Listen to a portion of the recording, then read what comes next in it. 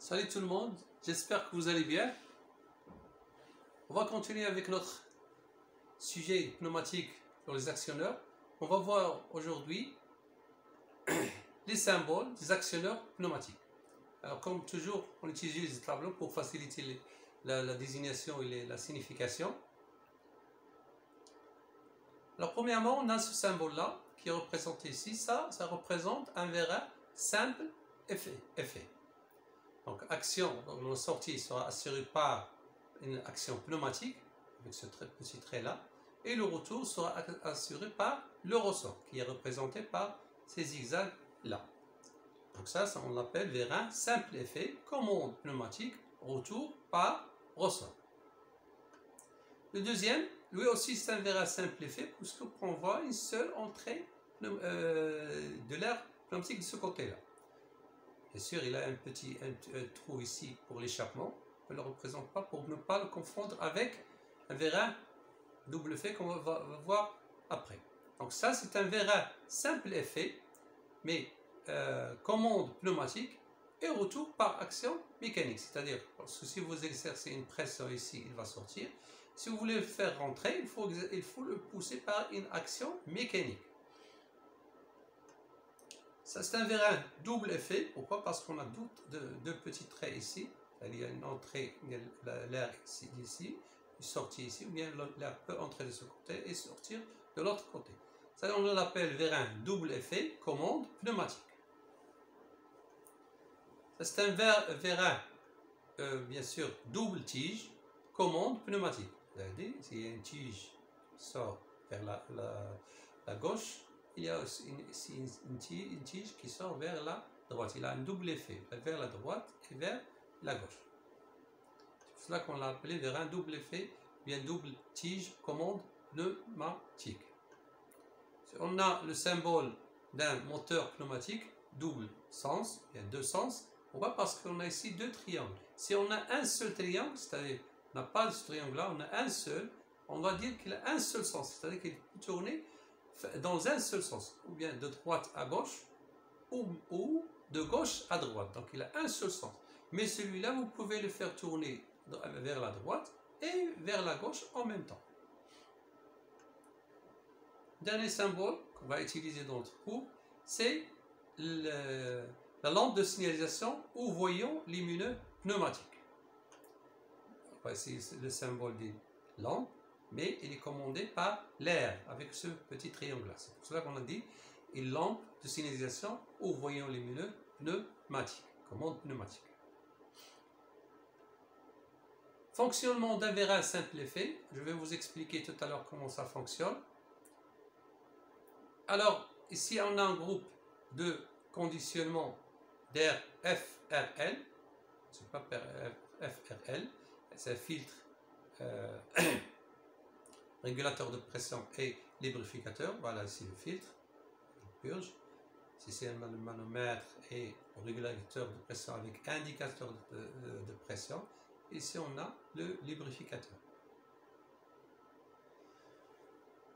Au repos, l'air comprimé circule du groupe de conditionnement d'air vers le distributeur 3,5, commande par bouton poussoir, retour par ressort normalement fermé qui se trouve bloqué par le tiroir numéro 1. Voilà, c'est mon tiroir numéro 1, tiroir numéro 2. Voici le commande par bouton poussoir, voici le retour par ressort. Et l'air, vous le voyez, il va jusqu'ici, il va se bloquer. Alors, lorsqu'on va appuyer sur le bouton poussoir, le tiroir va se déplacer. Et ce qui se passe, l'air va circuler et va arriver jusqu'au niveau du piston du vérin simple effet. Le vérin va sortir. C'est le petit trou que je vous ai parlé tout à l'heure pour assurer l'échappement de l'air qui est contenu à l'intérieur des cylindres. Si on lâche, par exemple, on désactionne le bouton poussoir pneumatique 3,5, le tiroir va revenir à sa position initiale sous l'action des ressorts et avec lui, quoi, le vérin simple effet sous l'action du ressort. On va voir maintenant le fonctionnement du vérin double effet. Donc si on actionne le double effet, l'air sort et entre des deux côtés. Si on actionne le bouton poussoir 3/2 numéro 1, ce bouton poussoir là, le vérin double effet sort. Regardez, le tiroir va se déplacer et l'air va circuler et le vérin va sortir sous l'action de l'air. Vous voyez ici l'échappement, l'air aussi sort par ce côté. Si on désactionne le bouton poussoir numéro 1, pneumatique double effet pareil, ça ressort. Regardez,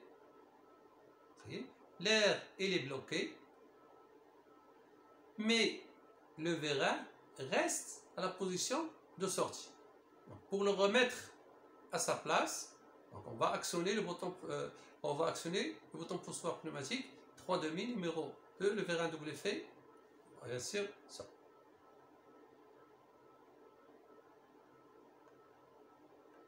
Regardez, l'air circule et le vérin va rentrer.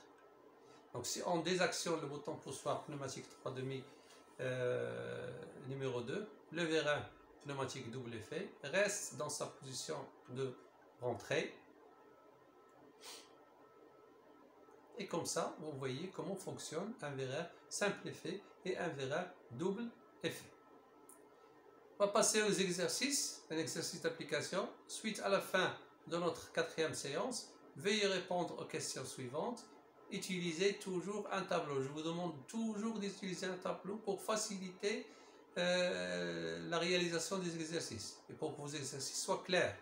Identifiez chaque composant des deux schémas ci-contre, c'est-à-dire un ensemble de composants.